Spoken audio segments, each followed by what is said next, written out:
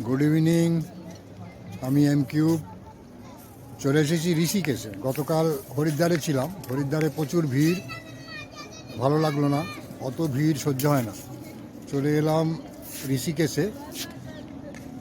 ঋষিকেশে এসেছি আজকে দুপুরবেলা। এসেই একবার ঘাটে এসেছিলাম, এখন আবার এলাম। এখন সন্ধ্যা আরতির সময় হয়ে আসছে। এই হচ্ছে গঙ্গা, এখান থেকে কার্ভ হয়েছে, এই জায়গা থেকে এসে একটা কার্ভ। সামনেই উত্তুঙ্গ পর্বতশ্রেণী, আর এই গঙ্গা এইভাবে এখানে কার্ভ হয়ে বয়ে চলেছে।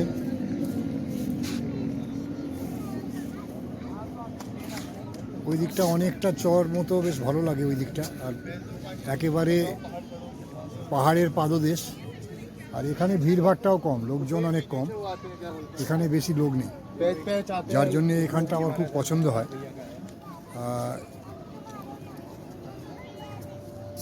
এটা ত্রিবেণী ঘাট। কিছু সময় পরই আরতি হবে, আরতির তোড়জোড় ওখানে চলছে। আমি আরতির ভিডিও বানাবো একটু পরে, এখনও কিছুটা সময় আছে, সূর্য এখনও অনেকটা উপরে, যার জন্যে কিছুক্ষণ অপেক্ষা করতে হবে। এখানে অপেক্ষা করা কোনো ব্যাপারই নয়, খুব ভালো, ফাঁকা, লোকজন কম।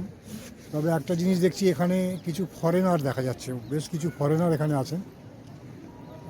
যেহেতু এখানটা একটু ফাঁকা ফাঁকা, একটু নিরিবিলি, সেই জন্যেই মনে হচ্ছে ফরেনার কিছু আছেন এখানে। আর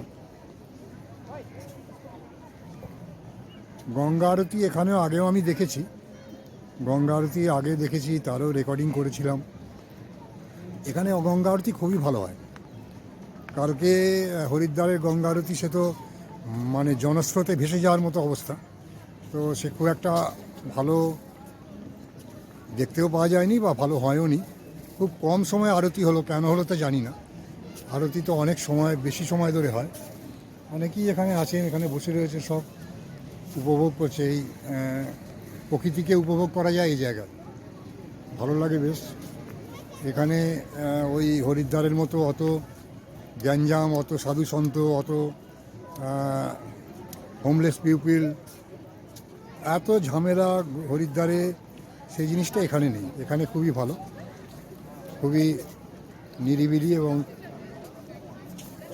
দুপুরবেলা এসেছিলাম, খুব কম সংখ্যক মানুষ স্নান করছিল, খুব অল্প, সামান্য। আমরাও স্নান করবো আগামীকাল। আজ আমরা হরিদ্বার থেকে স্নান করেই এসেছি, মানে হরিদ্বার থেকে, মানে গঙ্গায় নয়, গঙ্গায় তো গতকাল স্নান করেছিলাম, আজকে হোটেলেই স্নান করে এসেছি। আর এখানে দুপুরবেলা স্নান করবার মতো সময়ও ছিল না, ইচ্ছাও করেনি। আগামীকাল স্নান করবো। আর আগামীকাল আছি, পরশু আছি, এখন কয়েকদিন আছি এখানে আপাতত। ভালোই লাগছে, খুব সুন্দর। সুমিকে এখানে কোথাও একটা ছেড়ে দিলাম, তিনি কোথাও আছে। খুব সুন্দর লাগছে।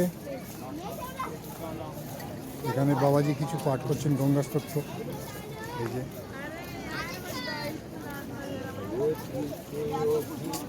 খুবই ভালো, অনেকেই বসে আছে, বেশ একটা ফ্রি একটা পরিবেশ, একটা উপভোগ করার মতো একটা পরিবেশ, যেটা হরিদ্বারে নেই। হরিদ্বারে প্রচণ্ড ভিড়েতে মানে প্রায় জীবন ওষ্ঠাগত বলা যায়। এখানে আবার কি এত ডালপালা গাছপালা জড়ো করে রেখেছে কেন বুঝলাম না, কী ব্যাপার বুঝতে পারছি না এটা। যাই হোক, এই অল্প কিছু মানুষকে, দু একজনকে দেখছি এখন স্নান করছে এই অবেলায়। সূর্য আমার সামনের দিকে আছে, ক্যামেরায় সূর্য পড়ছে, যার জন্য ছবি একটু অসুবিধা হতে পারে। এই যে সব স্নান করছেন এই অবেলা। জল কিন্তু বরফ ঠান্ডা, জল কিন্তু গরম না। এমনি উপরের তাপমাত্রা খুব একটা ঠান্ডা এখন নেই। একটা সোয়েটার আমি পরে আছি বটে, কিন্তু গরম লাগছে। সোয়েটারটা পরেছি যেহেতু সন্ধ্যার পর পর্যন্ত থাকবো, সেই কারণে। যাই হোক, অল্প কিছু মানুষজনকে স্নান করতে দেখছি।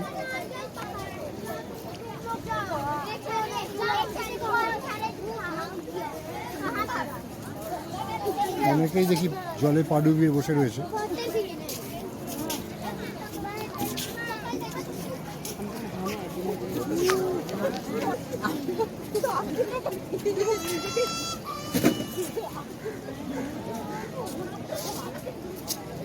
এই সামনেই এখানে এখন গঙ্গা আরতির প্রস্তুতি চলছে, দেখাচ্ছি।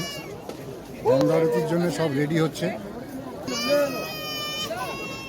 প্রচুর মানুষ এখানে বসে গেছে। তবে সেই হরিদ্বারের মতো ব্যাপার নয়, অল্প স্বল্প কিছু মানুষ এই যে রয়েছেন সব। আর এই গঙ্গা আরতির প্রিপারেশান চলছে। অনেকগুলো টেবিল, বোধহয় 11টা এরকম হয় মনে হয়, আমার ঠিক মনে পড়ছে না কত বছর, মানে গত বছর নয়, গতবারে দেখি 2 বছর আগে। এই যে প্রিপারেশান চলছে, এর মধ্যে কিছু মানুষজনকে দিয়ে ওই ব্রাহ্মণেরা পুজো পাঠ করাচ্ছেন। এই যে দেখা যাচ্ছে কিছু পুজো পাঠ চলছে। আর এই এই বসে আছেন, এর মধ্যেও বেশ কিছু ফরেনার আছেন, আমি দেখলাম বেশ কিছু ফরেনার বসে আছেন এর মধ্যে। যাই হোক, অনেকেই এসছেন, ভালো লাগছে। আরতি শুরু হলে আমি আরতির জন্য একটা আলাদা ব্লগ বানাবো। ঠিক আছে, আপাতত এইটুকুই। ধন্যবাদ, সবাই ভালো থেকো।